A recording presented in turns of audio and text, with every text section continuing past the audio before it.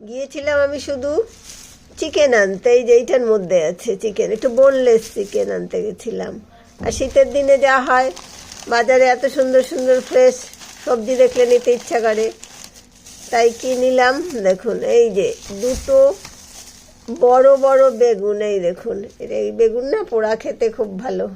কত বড় দেখেছেন, দুটো বেগুনে 900 গ্রাম হয়েছে, তাহলেই বুঝতে পারছেন কত বড় বেগুন। আর নিয়েছি এই যে, এটার মধ্যে আছে গাজর, আদা আর ধনেপাতা।